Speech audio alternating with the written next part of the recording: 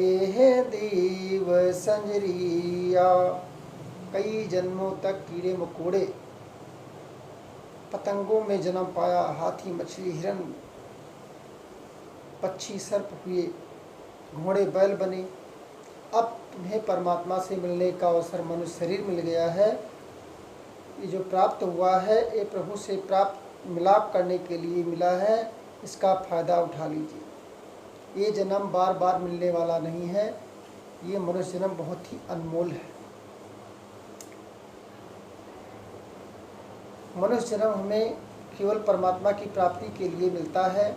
अपना परिवार पालन के साथ साथ हमें परमात्मा से मिलने के लिए संतों के बताए हुए रास्ते पर चलकर प्रभु से जुड़ना है।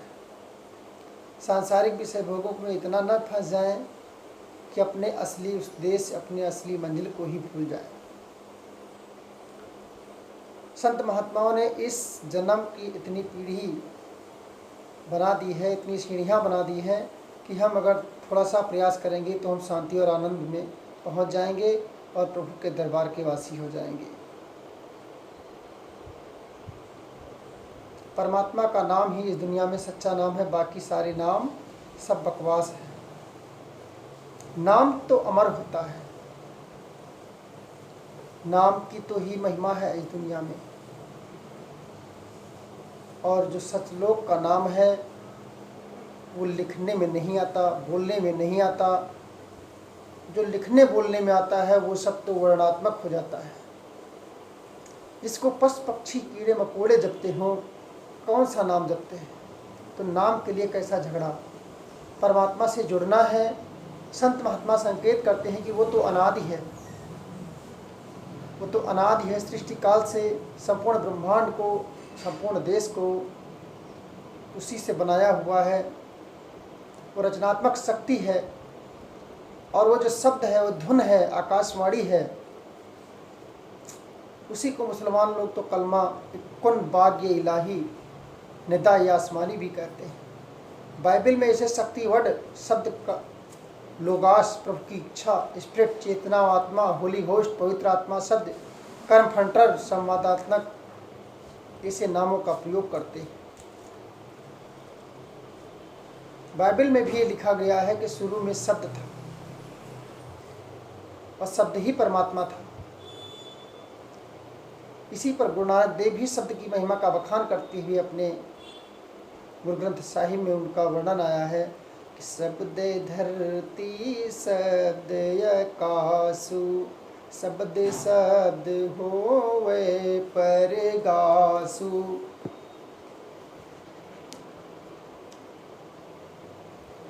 परमात्मा की सारी सृष्टि व्याप्त हो रहा है, वो नाम तथा पुस्तकों तथा धर्म ग्रंथों में नहीं मिलता। वे तो केवल नाम की उपमा करते हैं। यह नाम तो हमारे अपने अंदर है, भीतर से उसको रस को निकालना पड़ेगा।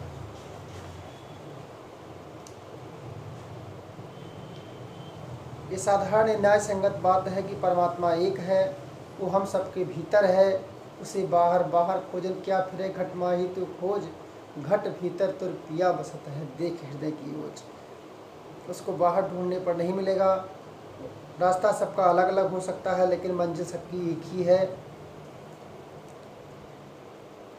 परमात्मा आत्मा परमात्मा के ये अंश है। उसे सतनाम रूपी समुद्र की एक बूंद मान लीजिए। सृष्टि के शुरू में वो अपने स्रोत से बिछुड़कर इस दुख और कष्ट के संसार में आ गई। अपनी असलियत को भूलकर आत्मा ने मन को अपना साथी था पथ प्रदर्शक बना लिया। मन खुद भी इंद्रियों का गुलाम है। इंद्रियां जो भी चाहती हैं मन के अधीन होकर उनका कहना मान लेता है और उनकी ताल पर ही मन नाचने लगता है। उनको इंद्रियों से छुड़ाकर मन को आत्मा की तरफ रुझान कराना है। और आत्मा की तरफ जब रुझान करेगा तो आत्मा के साथ मन मिल करके उस परमात्मा तत्व के बारे में चिंतन करना शुरू कर देगा। चिंतन जब शुरू कर देता है तो आत्मा कलंक रहित और पवित्र निश्चल हो जाती है।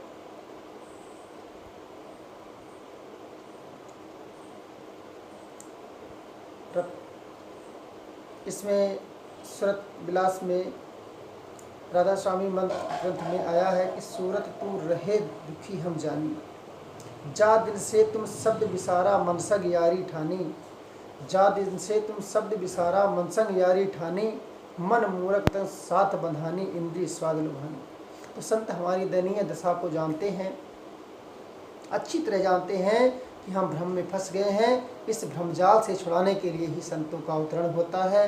वो हमें असली हालत में प्रकट करते हैं और समझाते हैं कि परमात्मा का असली घर, असली मंजिल जो बनाया हुआ है, एक खेल, एक नाटक, एक स्टेज की तरह है। ये असलियत नहीं है। जिस तरह से नाटक होता है असली नहीं होता, उसी तरह से नाटक की भांति फिल्मी स्टेज की तरह ये एक असलियत नहीं है। जिस तत्व को आप भूल गए हैं, जिस परम पिता के अंश हैं, उसको भूल गए हैं, उस संसार को असली घर मान लीजिए और उसके साथ मिलकर रोते चिल्लाते हंसते गाते खुशियाँ मनाते अपने जन्मों का लेखा जोखा समाप्त कर लीजिए। हम एक सराय हैं, हम एक दुनिया एक सराय है, हम हैं एक मुसाफिर। दुनिया एक सराय है, हम हैं एक मुसाफिर, यहाँ से जाना होगा भैया एक न एक दिन आखिर। तो हमारा संबंध परमात्मा से अगर जुड़ जाता है तो हमारी मन इंद्रियाँ अगर अपनी आत्मा में विलीन हो जाती हैं तो आत्मा वहाँ परमात्मा तक पहुँचा सकती है और हमारा सांसारिक 84 का बंधन मिट सकता है। हमारा अस्तित्व ही सोचो तो क्या है, एक पानी की बुलबुले की तरह हम संसार में भटक रहे हैं और फूटते हैं फिर बढ़ते हैं, फिर फूटते हैं फिर बढ़ते हैं, लेकिन वह अंतरण ढके के कारण, मन बहिर्मुखी होने के कारण अपने क्षणभंगुर नश्वर शरीर के लिए सांसारिक वस्तुओं में अपने इस जीव रूपी आत्मा को उलझाए रखता है। अच्छे बुरे कर्मों का शोधन, आवागमन चक्र से सदा के लिए मुक्ति अगर पाना है तो परमात्मा से मिलाप करना हो। मन एक भयानक शत्रु भी है, मन एक भयानक मित्र भी है। जब ये नियंत्रण से बाहर हो जाता है तो ये शत्रु बन जाता है, जब ये नियंत्रण में आ जाता है तब ये मित्र बन जाता है। मुक्ति पथ पर आगे बढ़ाने वाला ये मन ही है। मन को स्वभाव को समझना है। मन के स्वभाव को संतों ने समझाया है कि धन संपत्ति दास दासी स्वामिनी के बजाय विषय विकारों की भोग लालसा धीरे चारों तरफ जो फैली हुई है, इसे छोड़कर परमात्मा की तरफ रुझान करना चाहिए। इस संसार की वस्तुओं में अगर हम बंधे रहेंगे तो संसार बंधन में बंधे रहेंगे। अगर इन वस्तुओं से छुटकारा पा जाते हैं तो परमात्मा के दरबार के वासी हो जाएंगे।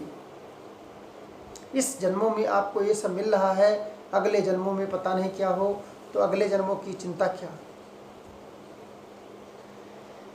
संत हमें समझाते हैं इस बाहरी संसार में सुख और शांति नहीं है। अगर शांति चाहिए, सुख शांति में आप जीना चाहते हैं, सुख शांति में आप रहना चाहते हैं, तो अस्थाई संसार को ढूंढिए। ये अस्थाई संसार है, अस्थाई संसार को ढूंढिए। जो अनादि कुल मालिक जो शुरू से रहा है और सदियों तक रहेगा, ऐसे मालिक से प्रेम कर लीजिए। इसे सच्चे मालिक के चरणों में अपना शीश झुका दीजिए, नतमस्तक हो जाइए। कर्म बंधनों के आवागमन से छुटकारा मिल जाएगा। कर्म चाहे अच्छे किए हों या बुरे किए हों, आत्मा के बंधन से मुक्त नहीं कर सकते। आत्मा को वापस इस संसार में फिर से जन्म मरण के मंडल में घूमना पड़ेगा। हमें उसी चोले में जन्म मिलता है जिसमें हम अपने कर्मों का फल अच्छी तरह से भोग सकें। जैसा कर्म आप करोगे वैसा ही जन्म आपको भोगने के लिए दिया जाएगा। इससे अच्छा है कि इन पीड़ाओं से बार बार गर्भ में जो दुख होते हैं, जो उसी को सबसे बड़ी यातना कही गई है, दाह कहा गया है, जेल खाने से भी बड़ा दाह है। मैं सच अपने दास की इच्छा नहीं चलती। जन्म मरण का चक्कर जब छूट जाए तभी हमारा बचना संभव है। आत्मा परमात्मा में लीन हो जाए तो 84 छूट जाए। उस परम पिता परमात्मा से हमारा मिलाप तभी हो सकता है जब हम पिछले जन्मों के कर्मों को, पाप के कर्ज से मुक्त हो जाएंगे। तो नए जन्म में हम नए पाप भूल जाएंगे, तो हमारी आत्मा का पूर्ण उज्जवल भविष्य में सुखी शांति महसूस करने लगेगी और हम परमात्मा में लीन हो जाएंगे। मालिक की भक्ति करने के लिए पापों का प्रायश्चित करना चाहिए। हमें अपने पाप को अंतर में उस चेतन धारा नाम शब्द के साथ जोड़ लेना चाहिए। शब्द धुन सबके भीतर बह रही है, निरंतर गूंज रही है। हम सतगुरु के आदेश के अनुसार रूहानी अभ्यास करके ही इसे जुड़ सकते हैं। जागृत अवस्था में मन और आत्मा की बैठक के बीच यहाँ से उतरकर हमारी चेतना बाहर सारे संसार में फैली हुई है। आंखें बंद कर लेने पर भी हम उसे अपनी केंद्र में अपने ध्यान बिंदु के सहारे उस परमात्म तत्व में स्थित हो सकते हैं। जब तक हम अपने ध्यान को समेट कर अपने भंवर गुफा में नहीं पहुंचा देंगे, तब तक रूहानी सफ़र का कदम नहीं हो पाएगा। अगर रूहानी सफ़र में कदम रखना है तो संतों के बताए हुए रास्ते पर चलकर उस सतगुरु तक आप पहुंच सकते हैं। परमात्मा के नूर से भरपूर शब्द अनहद नाम सबके भीतर अपनी उज्ज्वलता के साथ गूंज रहा है। उस प्रकाश, उस शब्द की सहायता से हम अपने घर की दिशा निश्चित कर लेते हैं।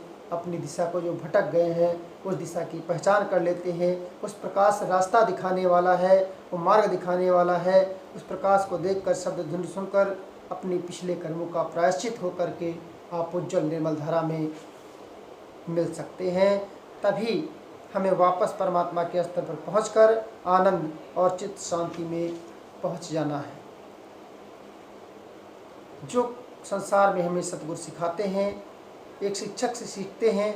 बच्चा बैठना, खाना, चलना, बोलना आदि अपनी माता से सीखता है। स्कूल में जाकर वो पढ़ना सीखता है। बाद में इंजीनियर, डॉक्टर, विशेषज्ञ जो कुछ भी बन जाता है।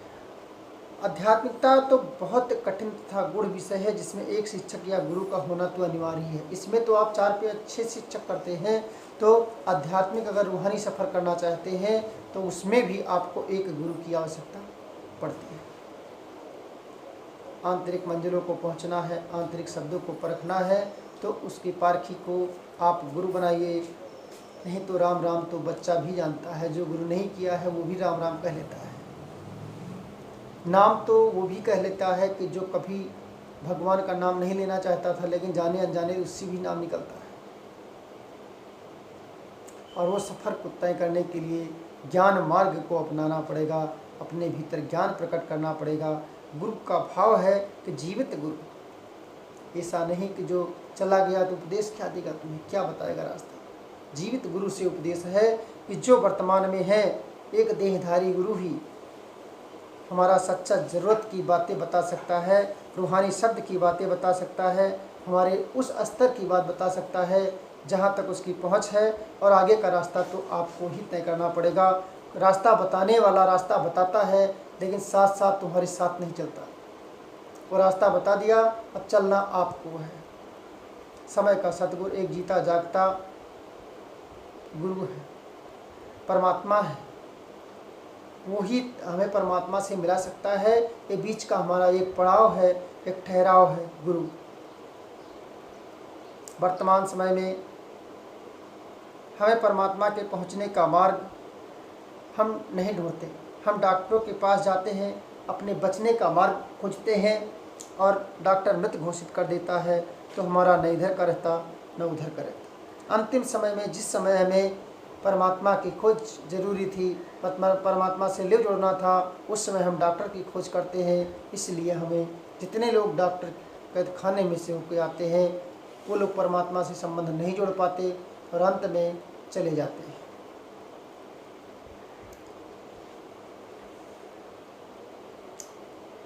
सतगुरु परमात्मा के साथ संबंध है एक लहर की तरह, जो समुद्र में लहर उठती है और उसी में विलीन होती है, उठती है फिर विलीन होती है। उसी तरह से ये शरीर का चोला है, ये उठा है फिर विलीन हो जाएगा, फिर उठेगा फिर विलीन होगा। इन लहरों से अगर बचना है तो उससे ही चिपक जाना है, परमात्मा से ही मिल जाना है, उसी में जुड़े रहना है। सतगुरु लोग दीक्षा देते हैं, नामदान देते हैं, शिष्य की आत्मा को शब्द से जोड़ते हैं। ऐसा नामदान शास्त्र विधि या धार्मिक रीति रिवाजों में नहीं बताया जाता। ये रूहानी सफ़र की बातें नहीं बताई जाती। रामचरितमानस सब लोग पढ़ सकते हैं, पढ़ते भी हैं, लेकिन ये रूहानी सफ़र का रास्ता सबके बस का नहीं है। और ये हमारा चैनल रूहानी सफ़र की बातें बताता है। इंद्रियों के शिकार जो बने हुआ मन है, इस मन को इंद्रियों के शिकारी बना हुआ जो घेर रखा है, उसको मन को, उस मन से, जंजाल से छुटकारा पाने के लिए आत्मा से मिलान कराना आवश्यक है। और सच्चा गुरु, जीता जागता गुरु ही तुम्हें आत्मा से मिलान कराने का रास्ता बता सकता है। और उस आत्मा से मिलन होने पर आप परमात्मा रूहानी सफ़र तय कर सकते हैं, उस अपने असली निज मंजिल को पा सकते हैं। दोबारा जन्म लेना, बार बार जन्म लेना, इस संसार में जन्म मृत्यु के चक्कर को काटना है। इन चक्करों से बचने के लिए ही ये हमारे संतों ने रूहानी शब्दों की उपदेश दिया। जो दीक्षा का दिन होता है, उपदेश का दिन होता है, वो हमारा एक आध्यात्मिक जन्म का दिन है। उसे जन्मोत्सव की तरह मनाना चाहिए। उसी दिन से आप रूहानी सफ़र में प्रवेश करते हैं। धीरे धीरे जैसे जैसे आप प्रवेश करते हैं, गत वर्ष अगर वार्षिकोत्सव मनाना है तो अपने आध्यात्मिक दीक्षा दिन का मनाना चाहिए, क्योंकि इसको दिन प्रतिदिन बढ़ाना है। रूहानी सफ़र को जितना बढ़ाएंगे उतना ही परमात्मा के करीब आप होते जाएंगे।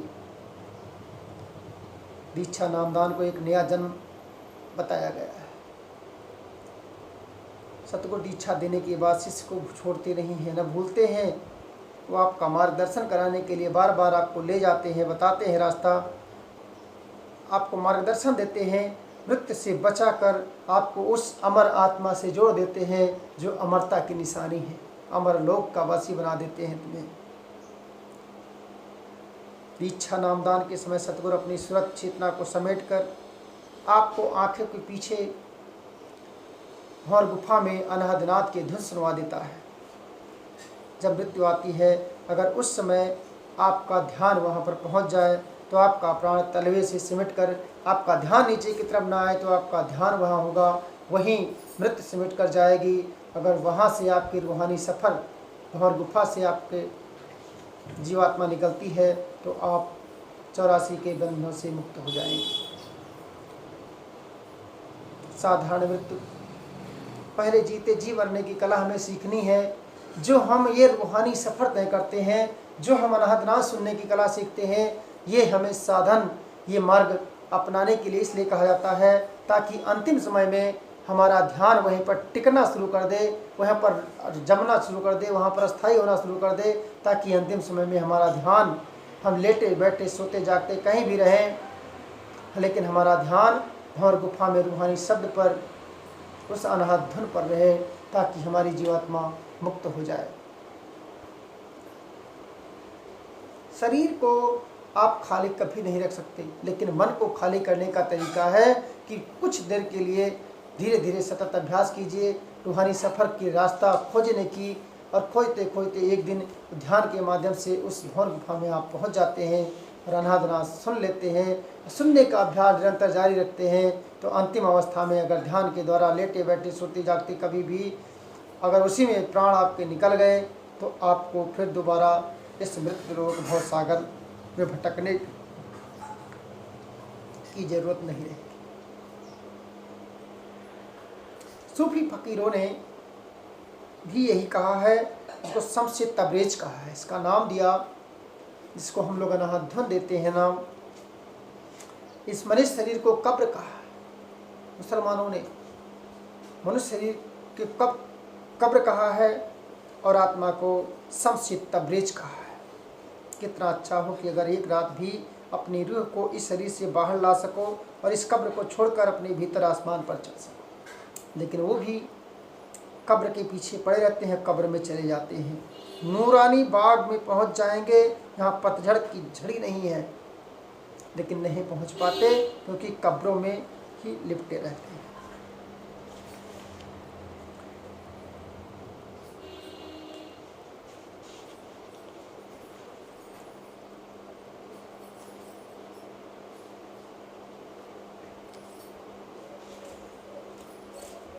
प्रभु की कृपा दया मेहर से ही संसार में संत आते हैं। वह सामाजिक सुधारक बनकर संसार में नहीं आते, बल्कि हमारे मोह के बंधनों को तोड़ने के लिए, हमारा ध्यान परमात्मा से जोड़ने के लिए, आपको परमात्मा से मिलाने के लिए और खुद को मुक्ति प्रदान करने के लिए ही संसार में संतों का अवतरण होता है। अगर उनके ऊपर परमात्मा की दया न होती तो संत न होते। और उनको अगर बिछुड़ने का दुख होता तो दुख में रोते रहते, तुम्हें शब्द नहीं सुना पाते और उस शब्द की बातों को नहीं बता सकते। इसलिए उन पर समझ लीजिए, मान लीजिए कि परमात्मा की दया दृष्टि है। दया दृष्टि न होती तो आपको ढूंढने के बाद, परमात्मा को जो ढूंढने जाता है वो परमात्मा से उपदेश लेकर के वहाँ तक पहुँचने के बाद वो परमात्मा के बताए रास्ते पर चलता है। जो बताता है मार्ग, वही मार्ग वो आपको अनुसरण कराता है कि अपने भीतर ढूंढने के लिए बताइए और सबको यहाँ तक असली मंजिल तक लाइए। क्योंकि जो यहाँ से जीवात्मा गई, वहाँ भटक गई, वो वापस नहीं आ रही है। लेकिन अब उसको गुरु के माध्यम से आप हमारे पास लाइए। गुरु एक परमात्मा के दरबार का सेवक होता है। रात में सोने में जैसे स्वप्न देखते हैं, उसी तरह संसार है। संसार ये स्वप्नवत है।